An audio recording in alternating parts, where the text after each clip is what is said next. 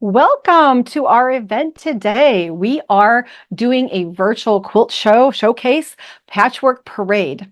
If you enjoy going to quilt shows, which I absolutely do, because there are so many wonderful quilts out there. You get inspiration, you get ideas. This is just that. A set of wonderful quilts. We've asked you to submit, and a lot of quilters really jumped in, and we had even more quilts submitted than we can even cover in an hour. So if you submitted something and you don't happen to see it pop up here today, know that it was heartbreaking for me to have to decide which quilts to talk about and which to just include in our virtual show. That you can go onto our sites and you can see all of the things that were submitted for our quilt showcase here today.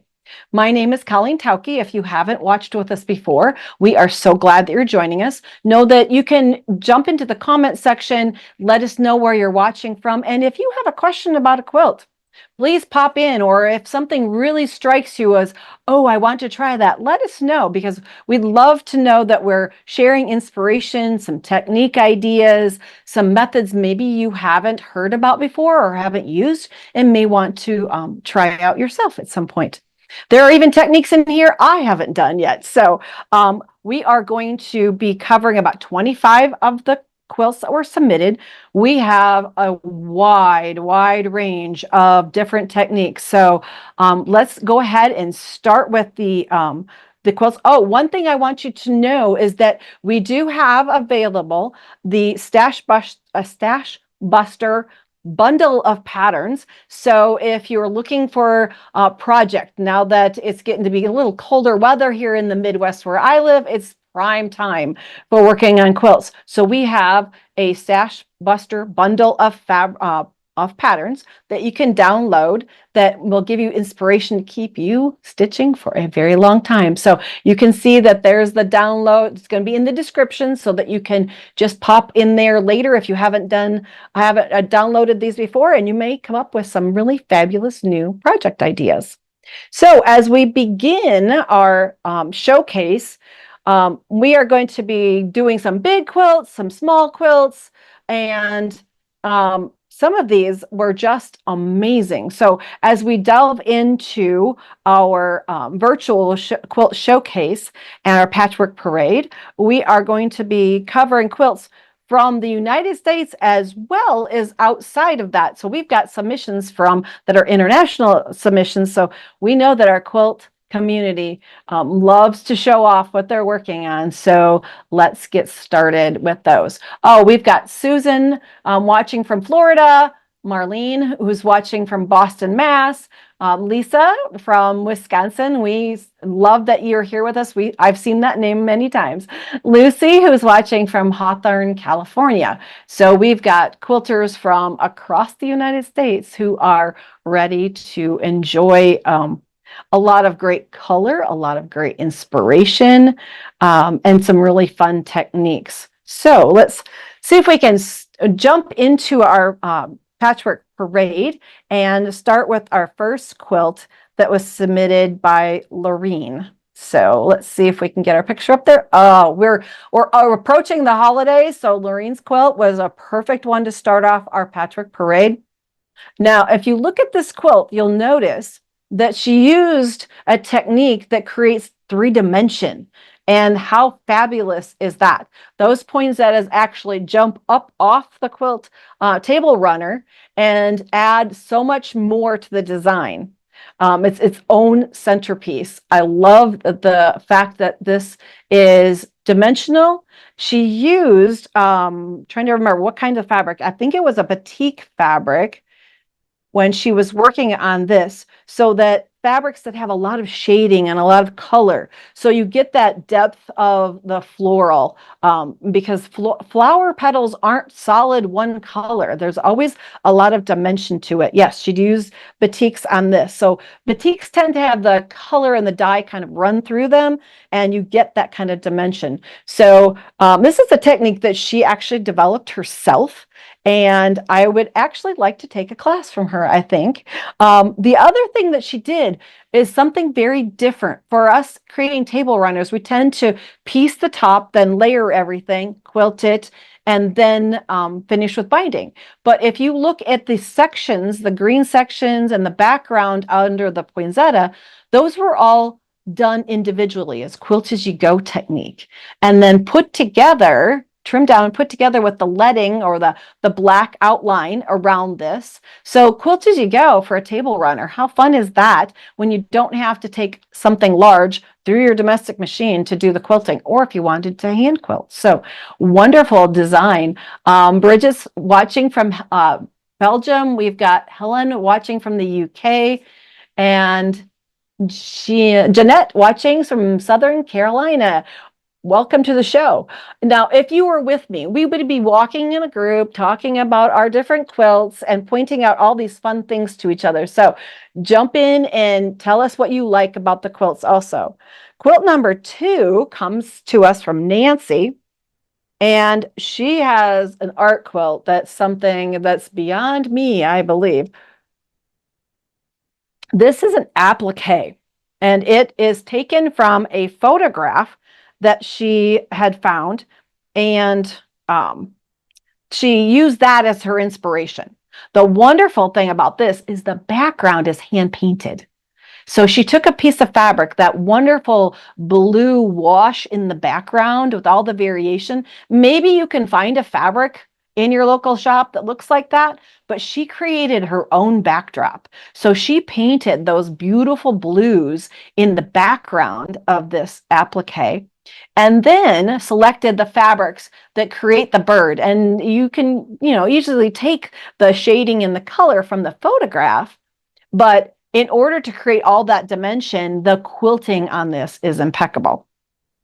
There was a lot of heavy machine quilting, she says, and she used satin fabric for the bird. So it would also, if we could see this in person, there would be a sheen to that makes it almost feel like the feathers, like we would want to almost touch them. So based off those fabrics and the machine quilting, she got that wonderful dimension of the feathers. And this quilt actually is on tour. So if the Studio Art Quilt Associates bring a quilt show to your area, go find Nancy's quilt. You can find it in a traveling show going across the country. We've got Sandra says hello this afternoon from perfect chilly sunny day in Florida. Happy Thanksgiving. Yes, wonderful. And Kathy, who says hello from Illinois. Enjoyed our earlier class. We like to bring you as much inspiration as we possibly can. Okay, let's go on to the next quilt. It's from Carolyn. This quilt is absolutely amazing. It looks like a photograph. And yes, she did use a photograph as the inspiration. She actually contacted the photographer and asked for permission to use his photograph as her inspiration for her quilt. And then, because of all the shading and color, it was a search to find the fabrics to create the dimension of the fur of this lion. He's so majestic. It almost looks like he's staring straight at you, and you can almost hear him lapping the water from the riverbed. It is amazing. Her one comment was, color is not so important, but texture is value are the most important. The values that create that dimension and depth in the fur, in his ears, around his nose, even down to the fine detail for his muzzle, and seeing the coloration in the tongue. Wonderful creation, just stunning. This quilt would be one that I would want to stand in front of for minutes and minutes and not move on to the next quilt. So let's see if I missed anybody. I'm trying to double check to make sure that if you pop in to say hello, that I acknowledge your presence here, because we are enjoying looking at quilts together. The One thing here is that she did ask for permission from the photographer. And always, if you've got an inspiration and you know where the inspiration came from a photograph, ask for permission. It's flattering to an artist to have their first original image then made into fabric, and a lot of times they will give you permission to go ahead and use that. I just acknowledge them as the artist. So the photographer was Yarn Klein in this case. So they may ask that you don't sell the quilt after you create it, that you create it for yourself. So just acknowledge that they're artists in many forms, that we get our inspiration from a lot of places. Our next quilt is from Tracy. And when I saw this one is fun. And with the story that goes with it is really great too. Kelly says hello from Arizona. We have Diana joining us from Spokane, Washington. Denise from South Africa. Isn't that wonderful? Our international quilters are here also. And Esther, I believe Esther's from the Netherlands, if I remember correctly. She's one of our returning watchers. We love that we have that base of quilters that love to watch us. Sandra says spectacular. Marlene says amazing. Yeah, these are fun quilts. This next one, the hexagon, is a simple but very graphic quilt. Her inspiration, originally she had purchased pre-cuts, and a lot of us as quilters have done that. We will pick up pre-cuts at a show, at a quilt shop, on an adventure with our quilt friends, and we don't know exactly what we're going to make with them, but we fall in love with them and we have to take them home. And sometimes it's good to get 2 sets of them just so you can make your quilt bigger. I'm not sure if she used just 1 set of pre-cuts or 2 on this one, but she wanted to use them in a way that let most of the design read, and not trim away too much fabric. So by using the hexagon that fit on the 10-inch pre-cut, she could not waste very much fabric. She paired it with a light, which is great for those triangles to kind of give those prints and designs a place to quietly reside and let all those prints just really sing. This is a fun quilt. I love hexagon shapes. They're very organic, found in nature, so it reads really well with kind of a florally design going together.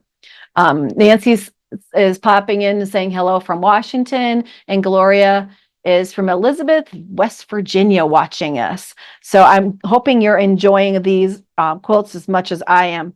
On that last one, there was a flange binding also. So if you happen to go back and look at it later and say, what's going on with the binding? There's 2 colors. That's called flange binding, and it's a really fun technique. We have videos at our sites that will teach you all about flange binding. And a lot of times people find it very fun because it's a way to finish your quilt using your domestic machine where you don't have to do hand stitching. So that's a technique you might want to learn. The next quilt is brought to us from Gloria. And this kind of fits into a category we might find at a guild show or at a state fair, or it might be a challenge from a guild. It's a found and finished kind of thing. Gloria was given this, or the top was made for her, but it wasn't finished yet. It was just a quilt top. So that meant the next generation had to come in and do the quilting for this to actually technically be a quilt. Quilt tops are found a lot. People don't always have time or the energy to finish something, and taking up that project and finishing it really is a salute to the original creator.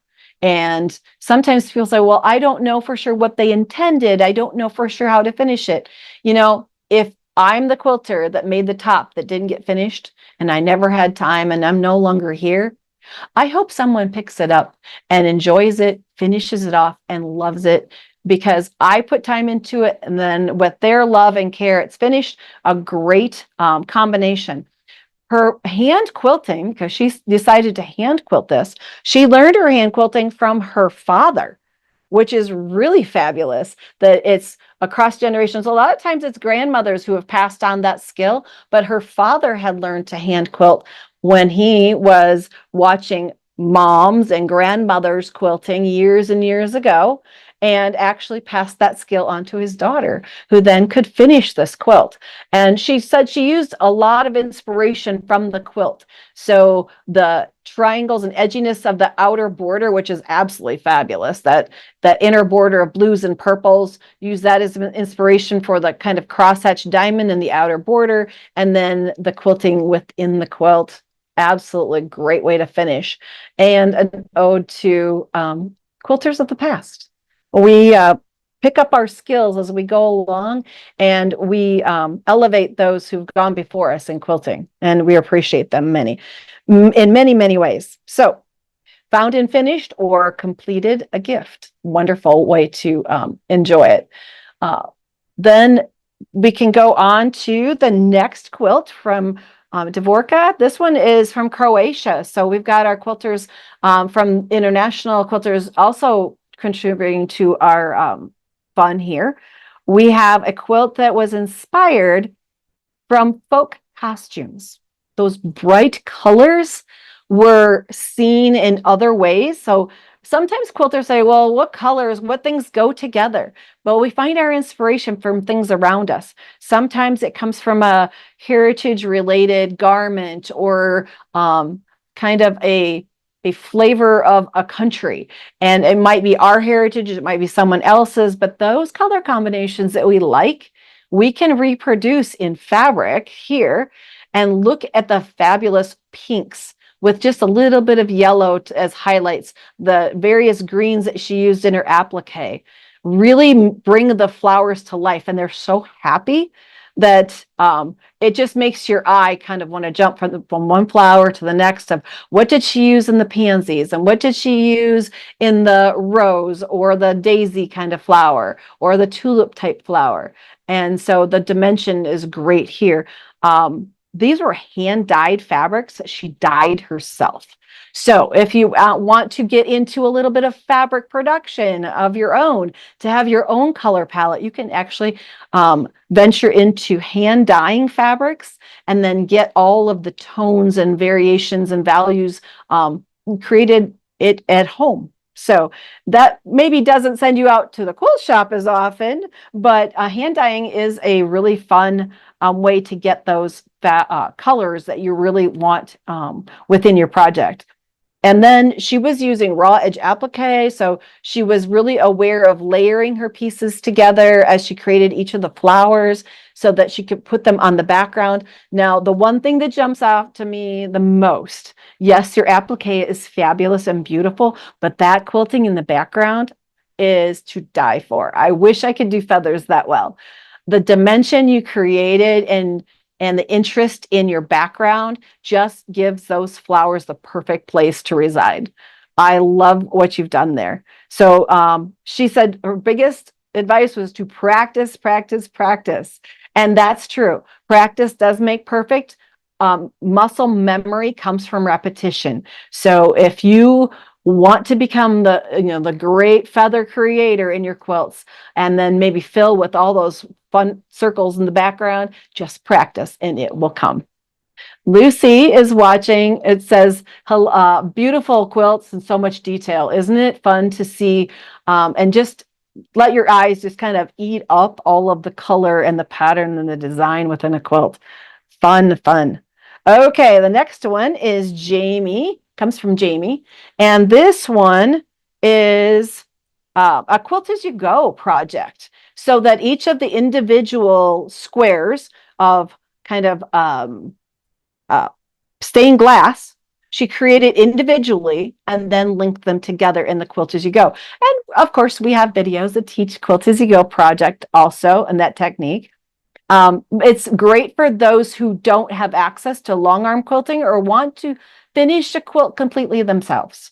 There are times when we just want to take the pride in the entire process and do all of the quilting, piecing, and the quilting ourselves. And Quilting When You Go is a method that you can use to create that. She did say that she probably won't make another one quite this large because it was very heavy and hard to maneuver later, but by doing it in strips or in sections, it was easier to put together and accomplish this wonderful stained glass effect.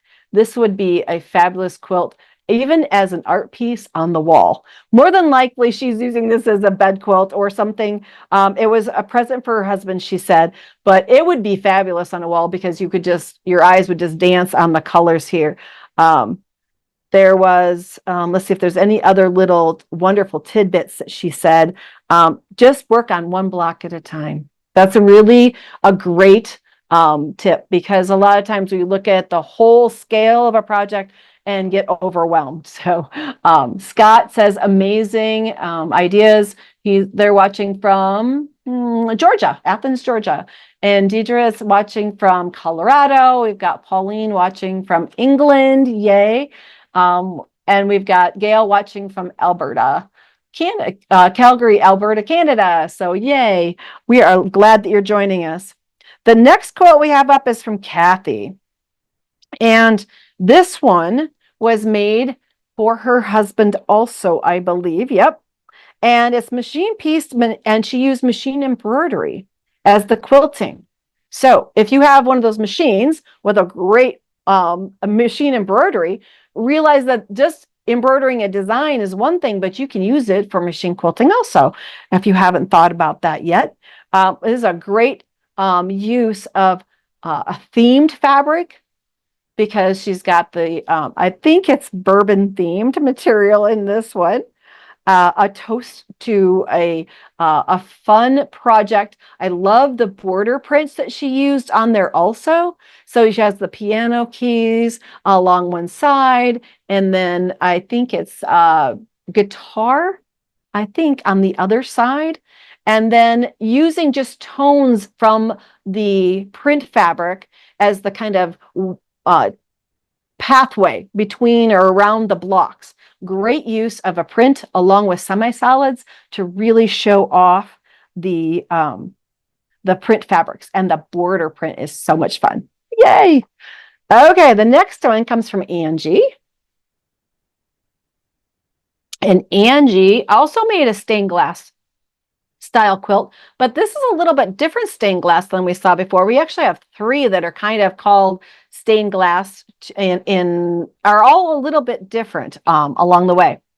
This one is she created each of the flower blocks independently and was using a paper piecing method. So a foundation paper that she had learned from another quilter, Carol Doak, and her technique.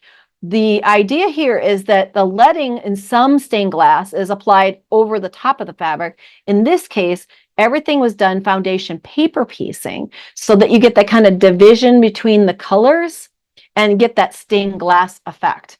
And each of it was a challenge, I think she said, to get that stained glass 1/4 inch really accurate, which is a great way to practice your accuracy in quilting. And then she used all the fabrics from her stash. So I guess this could be her stash buster quilt. It's, those quilts, those fabrics that we've purchased in the past, we always have a little extra left over. None of us want to part with. What a great way to use up the fabrics from previous quilts to create something pretty, something warm, and something that kind of reminds you of quilts you've made in the past. So wonderful quilt from Angie. She says it took 150 hours to put together. So not exactly speed piecing, but beautiful just the same, kind of recreating nature to bring it indoors. The next quilt comes from Shannon, and Shannon has created a red quilt. Now, I've done quite a few of these. They're a lot of fun. They are more of a relaxed style. We've seen a lot of really precise art quilts. The red quilt is a little bit more rustic in its appearance. She used denim and trying to think, what are the other fabrics? There are flannels in there and other cottons included. So she combined that heavier weight of denim with the flannel and the cotton. So yes, you can use different weights within your quilt projects. And then all of the fun appliques. This is the part that I love. The hat the boot, the cactus, the star, the trying to think of the outline of the state, all the things that kind of have that feel of Texas and are wonderful used with that more rustic denim fabric. When you are working on rag quilts, all of the seams are exposed and you're using a lot wider seam allowance within your quilt.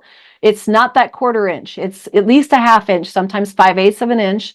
And all of your seams are exposed. So when you get done, you have to go back and clip all of the seam allowances in order to create that kind of tufted ragginess to the edge.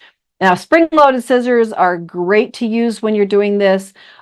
Washing the quilt afterwards does help rough up those exposed seams and get them more fluffy. I would always advise, and when I've taught rag quilt technique, I've always said use an industrial washing machine, because these quilts do get extremely heavy when wet, and industrial machines are made to take the extra weight. Just make sure that you are kind to the laundromat and make sure you wipe out the drum of the washing machine and the dryer. And if you can get to the lint filter, take that also out and clean that, because these do produce a lot of lint. You might, if you happen to be doing it in your home machine, your home washing and dryer, you're going to want to make sure that you stop the dryer periodically and take out the lint filter and clean it as you go, because it does create quite a bit of lint. But these are wonderful texture quilts, a great way to upcycle denims, because this could be made from all leftover, our old worn out blue jeans, which I have done. It's a fun method. So keep that in mind as a possibility for a technique. Now we're going to move on to Diane, and we're going from a more relaxed style to a more precise style. So we've got Diane here, who made a gorgeous quilt. It was a block of the month from her local quilt shop. So if your quilt shop offers a block of the month program and you are learning techniques and you don't want to jump into a huge quilt right away, this is one way to do a block at a time, just a little bit, to kind of get your feet wet. So you make blocks on a more paced basis. I've helped administer a lot of block of the month programs in the local quilt shops that I've worked with, and done many of them myself. It's fun because you don't have to worry about picking the colors and the fabrics. Somebody writes the pattern, and so all the fabrics are all denoted out. So you're just making one little piece at a time. It's a nice way to work at a slower pace and just enjoy the techniques. And this one, she used all batiks. So the colors are very clear. If we could get up close, we would probably get to see more of a clear, probably kind of tonal effect in the fabrics, because that's how batiks tend to come, especially when they're not a printed batik, but just a color flowing through the fabric. And she got to learn the 4-at-a-time flying geese method doing this. And I love techniques that help us make pieces quickly and efficiently. And that is one thing that she said was very valuable, to learn a new technique within that project. The next one comes from CJ, and this one I think falls into the art quilt again, from Boise, Idaho. Now, isn't this fun? It is amazing that she could create such detail. The scorecards, the bowling pins, even her husband, who is the center of this, was a pro bowler. So she used a picture to create and divide up the sections to figure out, okay, this part will be black in his shirt, this part will be the green, this is going to be his pants, his shoes, and everything, so that you get that dimension with the bowling balls in the background and everything. What a tribute to your husband. This one, it says, took over 2 years, and I can believe there's a lot of detail in there, creating like the scorecards along the edges and all the detail that you put into a work of love, definitely. She said she used traditional piecing, she used fusible and machine applique. She did some dyeing and some painting in this also. And also used Inktense pencils I have not gotten to use, but she used that in the shading and to create depth and dimension in certain areas and certain fabrics. That is a interesting technique, and that's maybe something I need to investigate, because I have never done that before. She started with a 5x7 photo that was used for promo, and that was her beginning inspiration, and created this bed-sized quilt because the scorecards fall over the edge. The word bowl comes at the foot of the bed. The license plate with the bowling pins at the top goes over the pillow. Perfect dimension, thinking about how it would be showcased on a bed. Something to think about. Great. We have Teddy watching from Kansas City, Missouri, and Deb saying hello from East Central Iowa. Yay for Iowans. Okay. Our next quilt comes from Kelly. And Kelly, you've created a masterpiece. I definitely say that this is a quilt I don't think I could ever create, but I absolutely love. I would stand in awe of this if I were standing in front of it for real. This quilt took up to 3 years, she said, to complete. It has multi technique. So we've got traditional patchwork, we've got needle turn applique, we have reverse applique, we have trapunto, we have embroidery. This is a quilt that is just beyond me. And by breaking it down one block at a time, yes, it's doable. Focusing on one area at a time, one block at a time, one design at a time. Yes, anything is possible, but the intensity of this quilt is beautiful, and it has been rewarded for her efforts. It was best of show in Albuquerque, New Mexico in the 2024 Fiber Arts Fiesta. And kudos to you. You have created a masterpiece.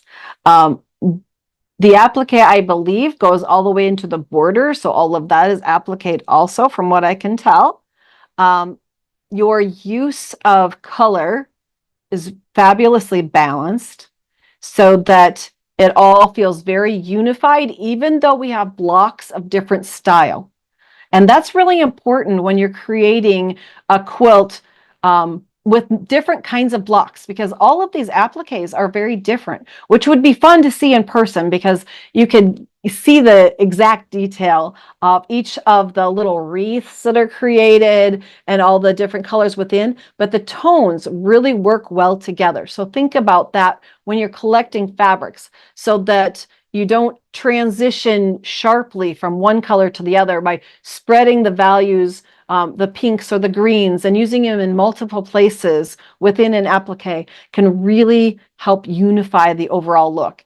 And then the border that she created in the corners, where the applique is kind of arced together to create the corners. What a beautiful quilt, Kelly. Well done. I hope that you enjoy that one for many, many years. There's also oil pastels in there she used to change the values.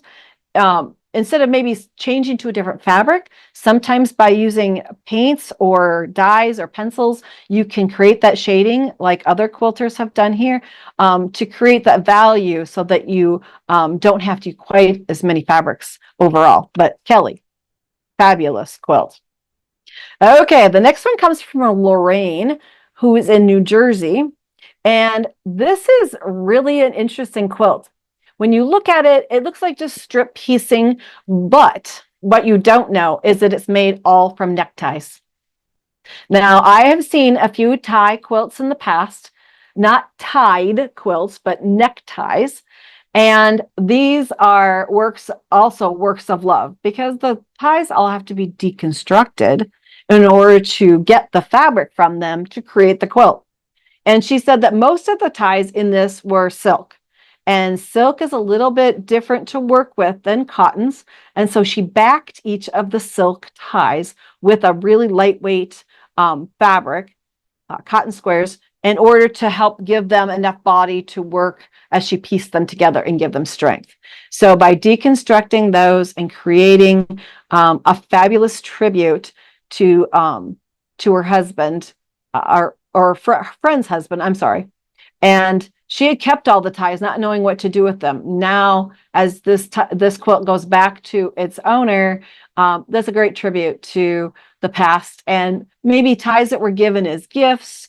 That, you know, there's always that tie that's given at Christmas or someone wears, and you're like, distinct. I know that belongs to so and so, or was worn on this occasion. What a great way to keep them as a tribute over the years, collecting them and creating a fabulous kind of window pane. And she didn't worry about piecing everything in the same direction. We've got kind of like a coin stack of short pieces, because ties have different widths, come in different widths, and have leftover pieces. She didn't want to waste anything. So a great quilt, Lorraine. Nice job. Okay, the next quilt comes from Amy, and I think from Georgia. And this is also an art quilt. This one may have a religious overtone to it, but what I want you to focus on is the creation of the different values to create the face. Faces are the hardest thing to create in quilting, I think, or folds in fabric. So foundation paper piecing is the way to achieve those shadings and variations. And so by creating or using fabrics, some different values, different textures. Most of these, I believe, were all solids within this one, so that it was Kona solids within it. And Kona creates a really great wide range of colors, so you can step the tone slowly from one to the other, and that creates the folds in his garment, or the light shards that come down from his chest there, so that you get that dimensional feel. And even the coloration for his hands and his face or his beard are not easy to do in traditional piecing, almost impossible. And paper piecing really allows us as quilters to do that slow transition of colors in just really small pieces of fabrics with that paper as the foundation. And then we get to create something that has that artistic yet realistic look to it, and create something really fabulous. I love that she used that paper foundation to create that. And then the other thing is that, I'm trying to think, here we go. Oh, the wording at the top. Creating letters, it could be, I can't tell for sure. I don't know if that was also foundation paper piece or if that was appliqued on to do the wording. But remember that you can include words and phrases and slogans and a person's favorite words, or an encouragement in your quilt. You can use it on the front, you can use it on the back, but think about adding wording or phraseology, I guess you could say it, or a message, by actually making or appliquing letters into your quilt too. That's a fun approach to leave a message permanently in a quilt. The next one is from Philip, and Philip's from New York, and this is kind of a recognizable design. It's now, the name has been changed over the years of this actual pattern that he followed. It's called now Traveler's Wife, and it can be used in many ways. There's a pattern for all the different blocks, but some quilters have also used quilt blocks that they've created as test blocks over the years from different quilts, and incorporated those along with the background. You look at the black and white prints in the background, where the color kind of is melded together, and then black and white kind of comes as a kind of the backdrop for all the fun things that you've created. This one was done as a quilting class originally. So the color palette was kind of picked from shock cottons and hand-dyed fabrics in those reds, the purples, the greens, kind of turquoise and greens there, and then wanting those to jump off of the black and white. So a fun use of color, but also the quilting in this is really nice. This was their first quilt. Amazing for your first quilt. They said they learned a lot about construction, color, and technique. Well, I think you have learned well, because your quilt is absolutely gorgeous. And the quilting really does add another level of dimension within your blocks. I don't know if they quilted it themselves or if they took it to a long armor, but whoever did the quilting, wonderful job. And design board was used. So a design wall in your sewing space is a great way to put those pieces up, get a perspective look at them when you're arranging things, and keeps yourself organized also. So great job. Next one comes from Mary Ellen from Ireland. So we've got another international exhibit quilt here. This one is using a panel. So if you look kind of down to the bottom third or so, or bottom half of the quilt, you'll see a printed design from Stonehenge. So that's the inspiration to begin with. And then a weaving technique was used. And I'm not absolutely positive how it was woven, but the weaving technique was also using a fusible product to weave the fabrics together to create that lift and rise kind of over the panel section of the quilt. It's just fascinating. It's one of those things you want to just sit and just soak up and look at. And then once you get past that, you go out to the corner treatment that you created, because panels always are a challenge in how to finish. Those corners almost make me think Art Nouveau kind of inspiration. The color placement's great on that. It just makes it kind of wants to make the center to sparkle, like, look at me.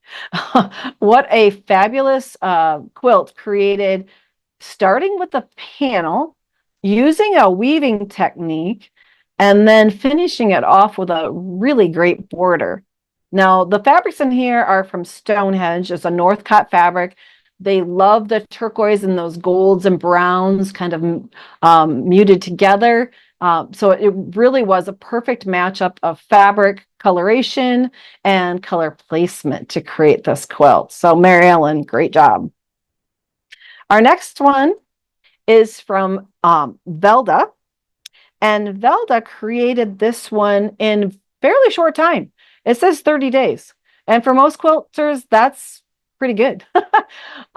This one is just a happy quilt. It's the chair in the living room that the pet decides is mine. And she had fun with this one. The pattern's from So Fresh Quilts, and it's all in batiks. So really nice, clear, bright fabrics. She said the fun of this one was, I think, just trying to figure out which ones to put together. And whenever I create something like this, I work on, of course, one block at a time, but I'm pulling fabrics to look to say, okay, if I'm using the green as the back of the chair, and then I need something kind of maybe greenish or bluish, the arms of the chair, but what color is going to make that character pop while he sits on that chair?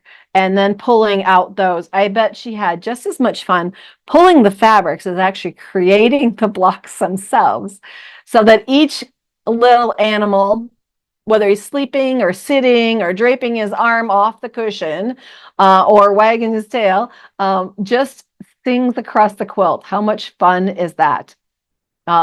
These character quilts are a fun trend out there. There are a lot of different designs. So if you're a dog lover, a cat lover, a dinosaur lover, you can create your own little group of animals to don your quilt. Now, the other thing in this one is the quilting, because you can see the quilting, and it's just almost looks like fur going across there and curls. It makes me think of you could almost would want to almost pet the animal sitting in the chairs. So a great job on this one, Velda.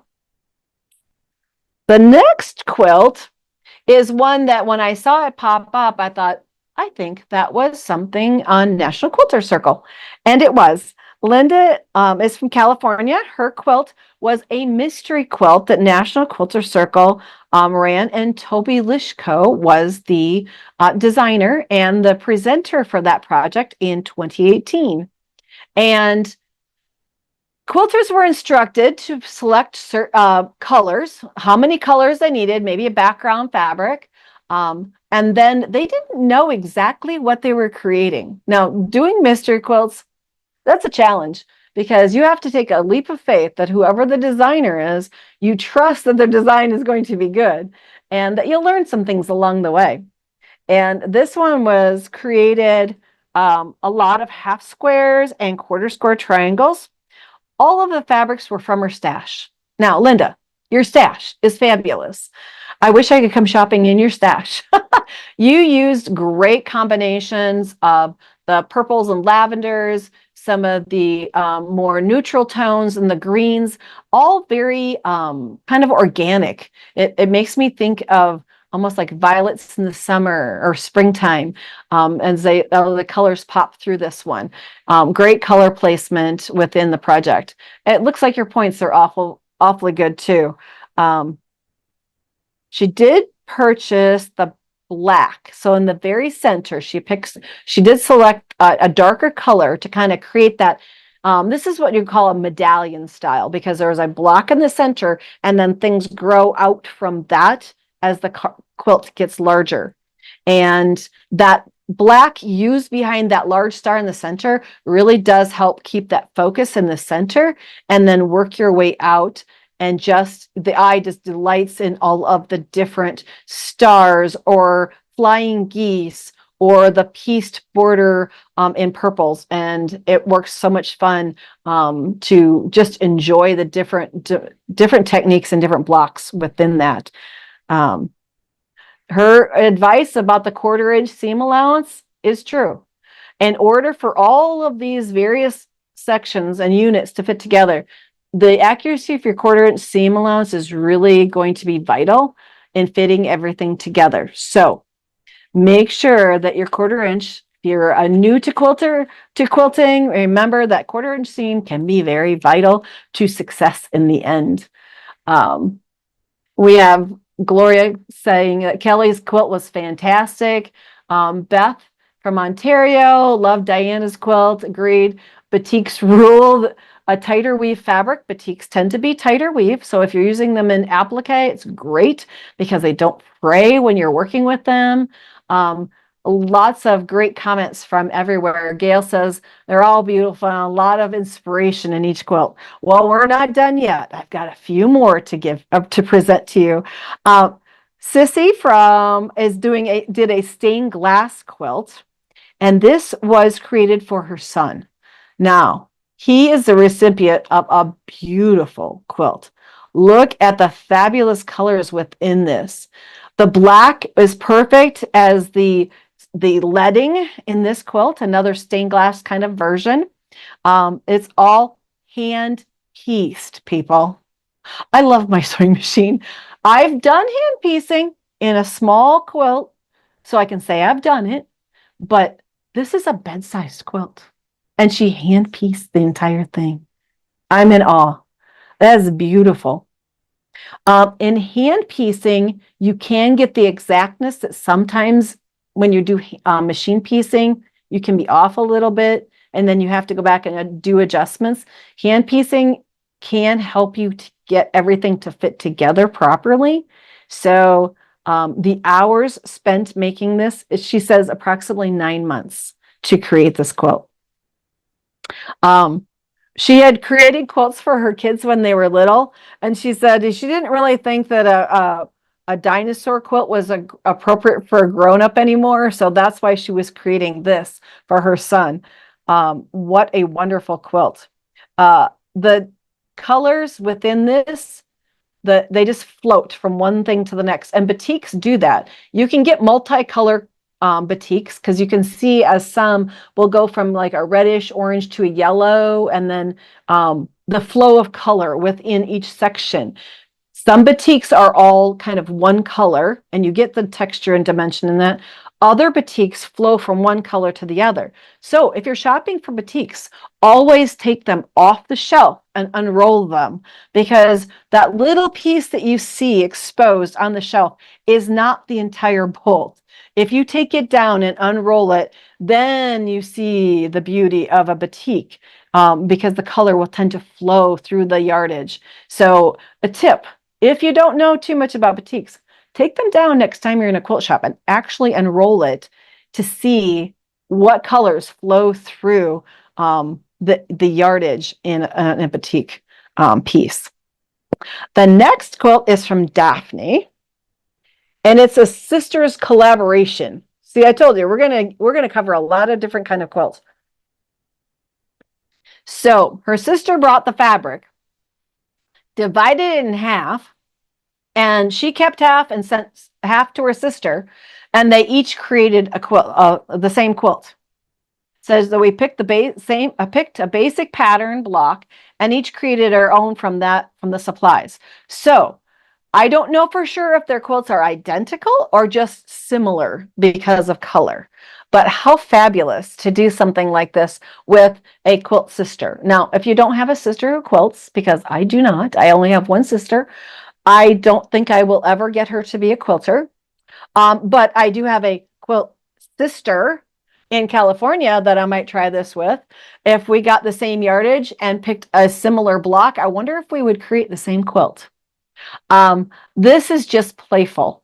The different colors, the bright pinks and the turquoise and the lime green or apple green that pop up in this quilt is perfect with the whites. That gives it perfect clarity to just let your eye pop from one of the designs to the next and going, oh, there's purple on this one. Oh, I like the lime green in that one. So this is a really fun quilt. And then there's that border, that diagonal stripes.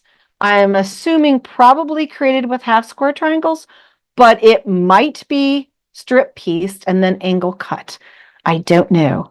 And it's not in the bio. So we will assume that she created one way or the other. She created this fabulous kind of rope twist border that just frames it perfectly. Daphne, if you're watching, pop in and let us know what your technique was there.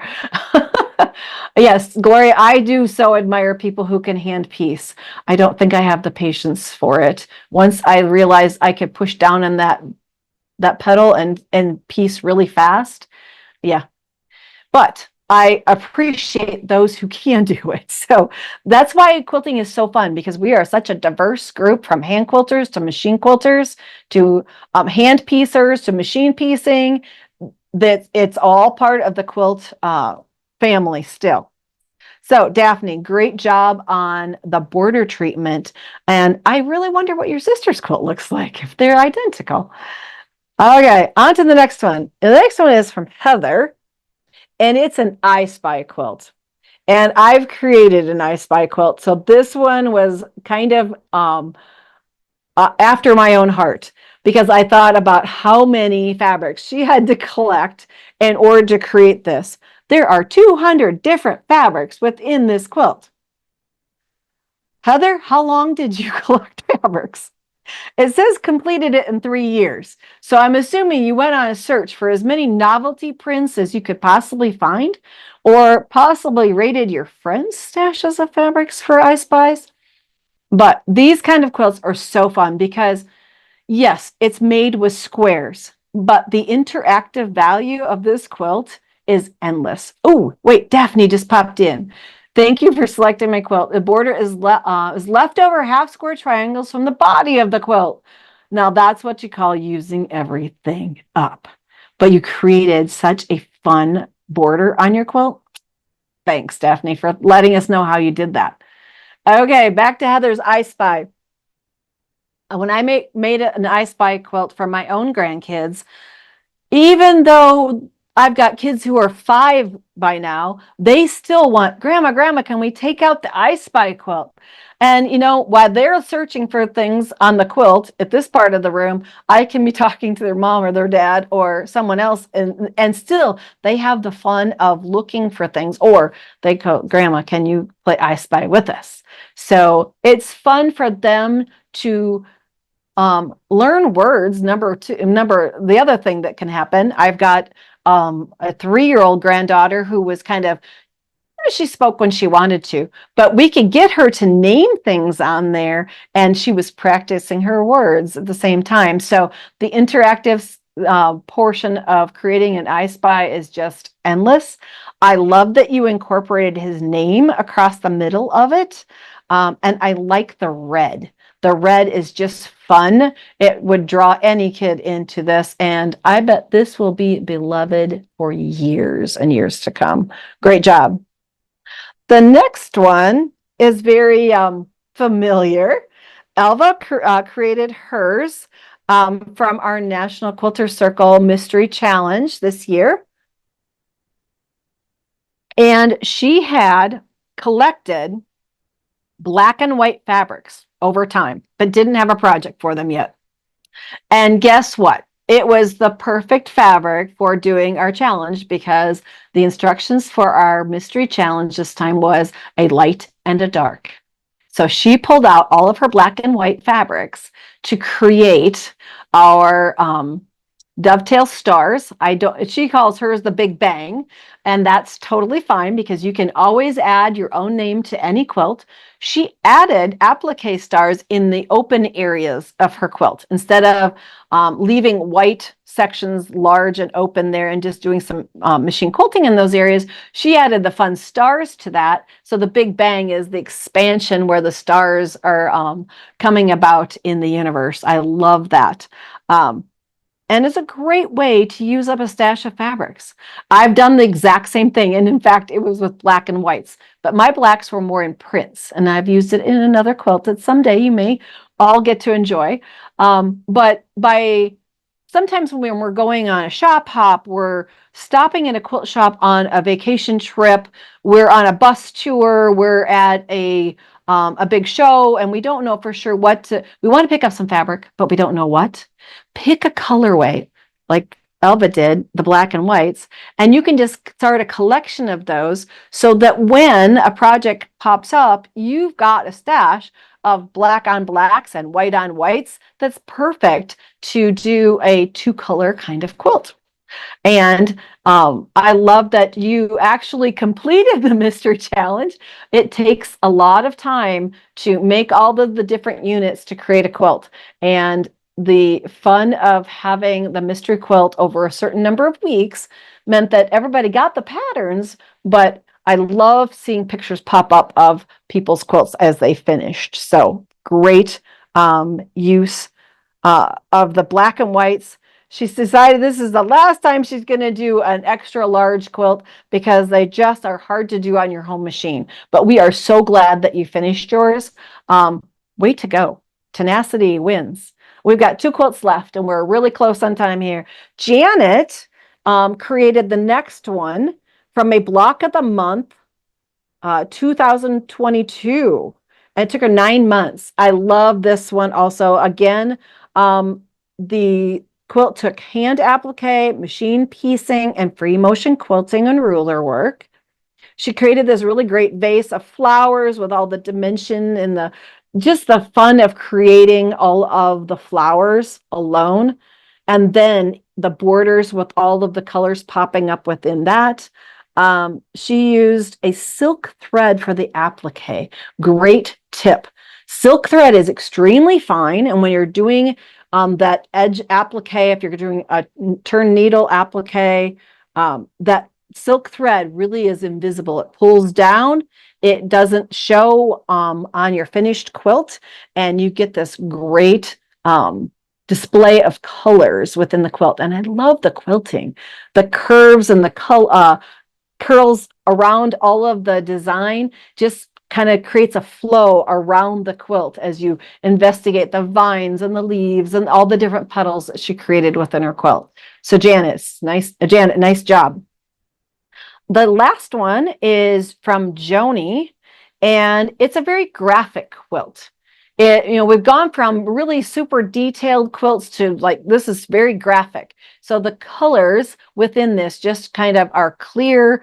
It gives a very edgy appearance with the pinwheels and the kind of interlocking squares within it. This is all about color placement and great use of color to create a very masculine looking quilt. It's from, let's see, Wendy Fisher was her quilter. So that she sent it out, I believe, to be quilted there. It's great to give acknowledgement to your long arm quilter. And this was for a king-sized bed. So it's a great way to create a pretty design within your bedroom or spare bed to create a quilt that's very stunning. She wanted to start quilting once she retired. And you created this? Well, you're on your way to being a very accomplished quilter. Good job on working with half square triangles, because once you get the half square triangle method mastered, you can go on to create so many more quilts after that. Northcott Stonehenge fabrics were used in this, and you get that very good tonal design. So the continuity of kind of the browns linking with the blacks, and then that creamy background just makes all of the piecing really pop. So trying something new. Wonderful job. That completes our patchwork parade. Remember, the rest of the quilts that were entered are available to be seen on our website, and the Stash Buster bundle is available in the description. So the link will be there for you to pop in and download some more inspiration, maybe a color combination or a technique you saw within the Patchwork Parade can be kind of melded together with something you find in the Stash Buster bundle, and you can create your own wonderful work of art. Thanks for joining us for Patchwork Parade today.